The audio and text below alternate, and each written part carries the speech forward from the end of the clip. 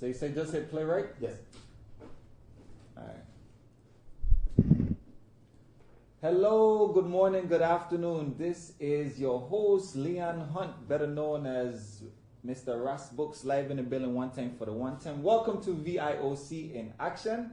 We're here with another great show. Of course, I'm over here once again in St. Croix. It feel good to be back over here. You know. But we got a lot of news for you guys.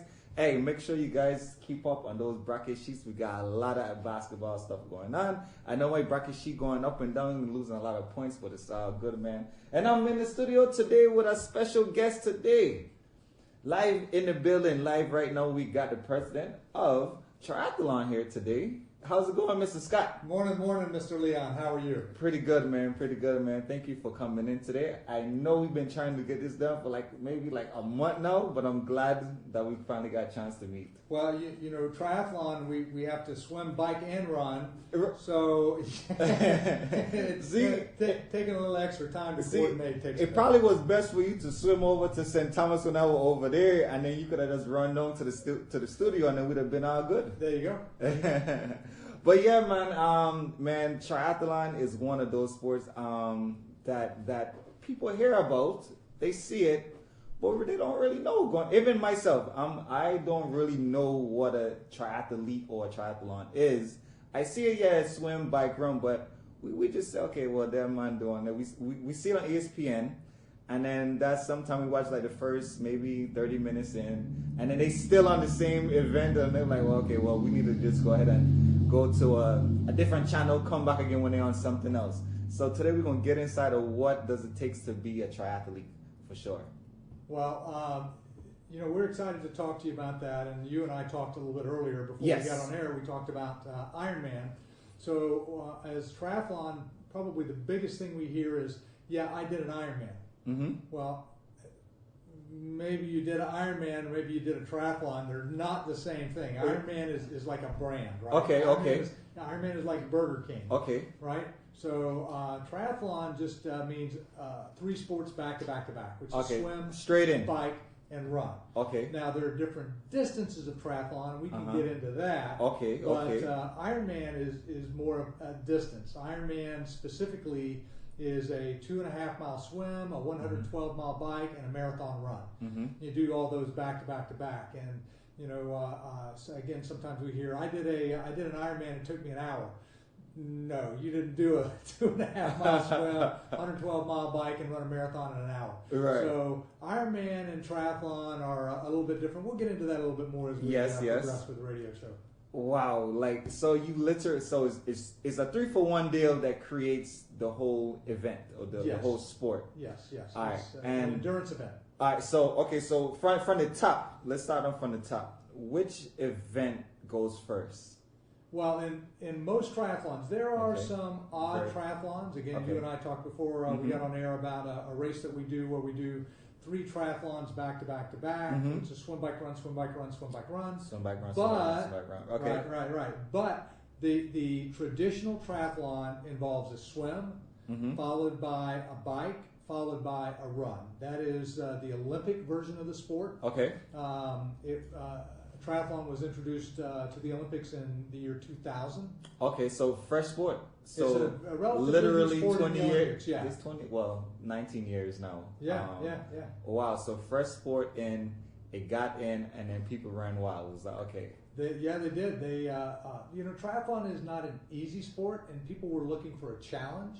And that's kind of where Ironman, the brand, that's where they saw their growth. People were looking. They were like, oh, I ran a marathon, and triathletes are, you know, we're the group that says, oh, you ran a marathon, that's so cute. Maybe when you grow up, your mommy will let you do the rest of the race. So yeah, they, you know, running a marathon is hard. Doing a triathlon is really, really hard. So that's the extreme one. Extra challenge. That's the extreme one. So I mean, because some people can run some people can run most people can run or walk. Sure. Many people cannot swim. And we all should be able to know how to ride a bike. You know, once you ride a bike one time, you never forget to ride a bike forever. But swimming is one of those things where everybody can swim or they have a fair water. And so if it's what is it? Bike, run, swim?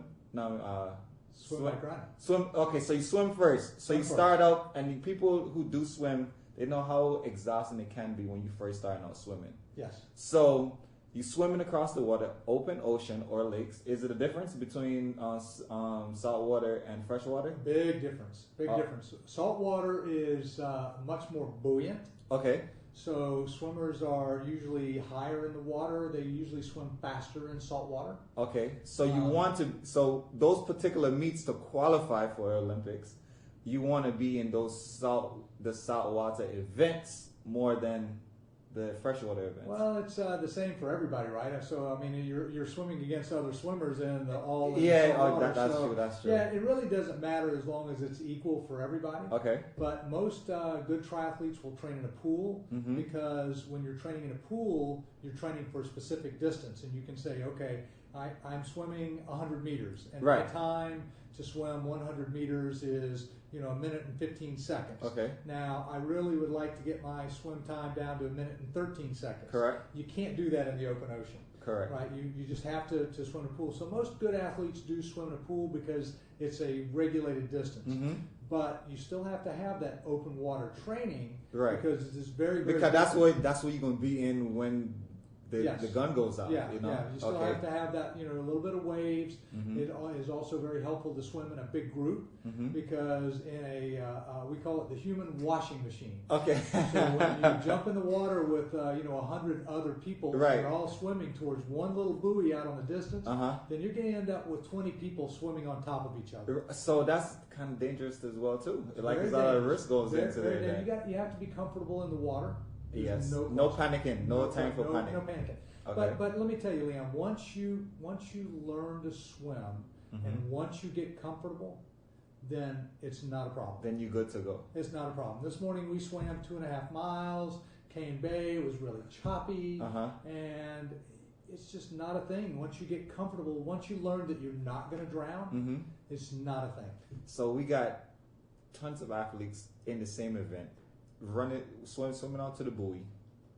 You got people kicking you in your face. Yep. You slapping people with your hand up and down. Yep.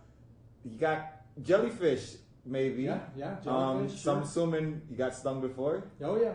I never got stung from for real. Yeah. I never got stung from a jellyfish before. My whole life. That's never like got you stung. haven't been bit by a centipede, man? No. You got the luck, man. I'm no hanging out with centipede. you. No jellyfish. I know that we say I probably won't go to the beach Sunday to Rainbow because no jellyfish gonna be out there. I'm not gonna be watching for Sunday because over here in St. Croix got a lot of centipede, and it's because of the ground. The ground here. Yeah. St. Thomas has some, yes, but not many. They've got scorpions over there and I see it over there, and I almost I see a live scorpion. I was like, what? that don't exist for real. But so you have the jellyfish and fish. Happen to be in there. Sharks, manta ray, turtle. All these outside things that can definitely disrupt your event. Yeah, let me tell your listener though, because I say sharks and everybody gets scared. I know. We are not on the menu. Sharks do not eat people in the Virgin Islands. Oh, they don't like triathlon. They see you, they look at you, they go, he doesn't look tasty. No, he ain't good enough. I'm telling you, we swim with sharks all the time. Really? Just less than a week ago, we swam with 2 big 8 to 10 foot long hammerheads at Cane Bay, and we chased them. Wow. They could have cared less about us. You don't ever worry about sharks. Nobody ever been attacked by a shark in the Virgin Islands. Don't worry. You know what? And because they like the people in Florida and southern Texas and California. They like them type of people, but they that's right. They know if they come to the Virgin Islands, they might get rooted out for real. If I lived in Florida, I was a shark. I'd bite people who live in Florida too. Right? Yes, and you always hear. I never really heard about a shark attack, quote unquote, here, and so that's interesting. Yeah, what? no. Again, sharks are fish. They're not smart, but they're not stupid, and human beings aren't on the menu. They don't care about us. They probably like, man, that's take too much work anyway. Yeah. Because believe me, if a shark come after me, they gonna be like, man, look, I need my gills, man. I'm a fat boy. They look at me and they go, it's too much to eat. No, don't ever worry about sharks. No big deal. Wow. So they might swim out to the buoy. So you swim the buoy, touch the buoy. No, usually swim around. So usually it's the like course, a circle. Okay. Yeah, the course is usually, it could be triangular. We do a lot of triangular shaped courses. Okay. So you start on shore, you swim out at like a 10 o'clock angle, and then you swim straight across, and then back from a 2 o'clock angle, something like that. So a lot of triangular. You'll see a lot of square or rectangular courses. So wait, so how is our big race here that's usually done in the wintertime in December? How is our course here done? The big main event? It's more like a modified tetrahedron, but more of a kind of a cross between a triangle and I don't know. It's more trapezoid in shape. Okay. It's funky, but the reason that you don't want to swim straight out and swim straight back, because when you're swimming, you're not looking forward, you're looking down, and you don't want to collide in the water with somebody. That's true, because so you don't ever want to do straight out and straight back. You always want to do some kind of a either point to point, or like you want to separate the swimmers with a triangle or a some type of other right. Wow, nah, man. Now that's interesting. So you swim out, you come back, you be all wet, then you ride the bike.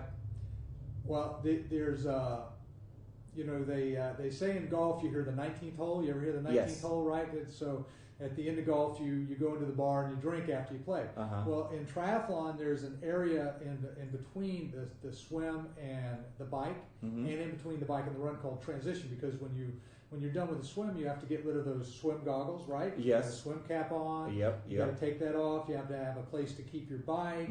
You have your bike shoes. You got your helmet and your sunglasses. You have to have all of that. So that's called transition. Okay. So you swim, you run out of the water. Okay. You run up to transition, and you take your goggles and your cap. Okay. And you put those. Usually, there's a designated place, and then you put your helmet on. You put your sunglasses on. Good triathletes leave their shoes on their bike. So if you've ever watched a triathlon, I listening to these details. It's a little trick. So if you've ever watched triathlon in the Olympics, everybody leaves their shoes on their bike. Nobody puts their shoes on and then runs with their shoes on. Right. Because the shoes actually clip to the pedals. Okay.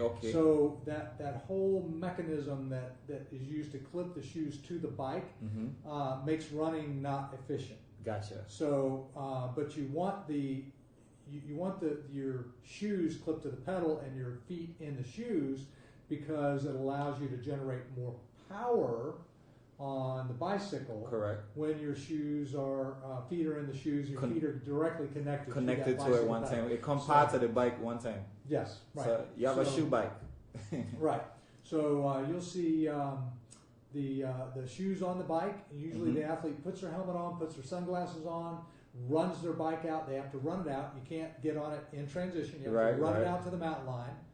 Then you get on your bike and you start to pedal off. The ones with the shoes on the bike, they actually they put their feet on top of the shoes and they start to pedal first, and they get their speed up. Okay. Once you get your speed up to 15, 18, 20 miles an hour, then you slip your feet into your shoes. Oh, wow. And you do that at speed. So there's again, good triathletes, there's an adage: never do anything standing still that you can do while you're moving. While you're moving. Yeah, and that includes putting on your shoes. Because we're trying to save time. Yeah, that's right. Exactly because the clock's still running when you're in transition. So it doesn't stop. Ideally, what's a good time from this transition phase from the water to the bike? Oh goodness, Leon! I got to tell you, ideal. What's the ideal? Something ideal. It depends on the distance, and I'm going to give you an example. Okay. So, our local events, we have we did wall to wall a couple of weekends ago. Actually, I think it might have been last weekend. And so from the water to the bike was only probably maybe 100-meter run. Somebody that was good could probably do that in a little over a minute. Okay, 60 seconds. But in London, England, we did Worlds in 2013, and from the exit of the water to the bike to the mountain line was 0.8 of a mile. Okay. So you got to run 0.8 of a mile to get to your bike and get your bike out to the road before you can even start riding. Even start it. So that might take 7-8 minutes. Wow. So there's no good time. It just depends on the course. Right. Okay. So each course is unique to its own self. Always, when the people come down here this December for our triathlon event, I'm gonna say we got this course that we explained earlier. They're going to come down and try it out. About that event, though, how many people, like, we got people coming in from all over? All over the world. Okay, and this is a qualifier meet as well? No. It's not a qualifier meet? It is not a qualifier meet. Okay. It is, well, you know, I have to qualify that a little bit. Okay. When people think about qualification, yes, they usually think about ITU. They think about ITU. What is ITU? ITU is International Triathlon Union. That's the Olympic arm of triathlon. Okay. So they think about qualifying for the Olympics or qualifying for the Pan American Games, which is coming up this summer. Right. With this late July, early August. Catches out. We'll be down there. Or the CAC Games or something like that. Which we just had last year in Barranquilla. That's right. Yes, sir. And then, or they think about qualifying for Ironman. So for the Ironman World Championship or the Ironman half Ironman World Championship. Okay. But this race is a USAT sanctioned independent race. Okay. It is not a qualifier, but people that race here that get points for USA Triathlon do get points here. That's interesting because, so in track and field, I ran track and field or jump track and field. I guess I ran sometime too when I didn't want to be lazy. But anyways, in track and field, we have meets. Most of the meets on this side is USA meets, so USA sanctioned meets, and those sanctioned meets you can qualify because those are legal official meets that you can qualify for any world championships, Pan Am Games, the Olympics, whatever it is, because it's a sanctioned meet. If it's not a sanctioned meet, it's practice. Right. That's it, just practice. So when you become at a particular level, you really don't want to waste of time. You really don't want to practice on some meets because if you haven't qualified already, every meet you go to, should be a qualifier because you never know if that's going to be your lucky day. And let me tell you, qualifying for any event is almost a second birthday. It's like, it's joy. It's just joy. But to run in an event, which I have done in the past, let's just call it practice for this purposes. We're working on things, good competition, because usually when in track and field, when you're an elite athlete, you usually train by yourself, because unless you're not part of a track club, but ideally you train by yourself. So now you can't wait to get to any meet, like a meet is coming in town, okay, I want to go in the meet so I could be with everybody, work on certain things, like you say. You can't just practice in the pool. You need to go in the open water because that's the actual event. You can't just practice. You have to get the experience. Right. So you gotta be around other people when you're training. Well, at least competing to see how you're gonna react to the gun or when you're coming out for the blocks or so forth. Or if you could just take the crowd. Sometimes, I block the crowd out, but it's all good. So how does the crowd work? So when you guys running around in this triangular shape, where's the crowd? Like, is the got a camera following you guys? And so where's the crowds are like in different sections? Yeah, well, the fans. I'm going to say this, Leon. So, triathlon is not an easy sport to follow. Okay. And the reason it doesn't have a lot of popularity and viewership. Okay. Is because, like our race here in December is a half distance race. So it's a 1.2 mile swim, a 56-mile bike. And 56-mile bike. Did you hear that? I hear that. And it goes up the beast. And they're going up the beast. Go up the beast, and then a 13.1 mile run. Right. So it's we like to say, okay, so when the gun goes off, people start to swim, and you can see them for a few minutes, but then they head out in the open ocean. So it's okay. Let's go grab some breakfast. Yeah, this is right. We cheer everybody along, and then you're like, cool, we're gonna see them.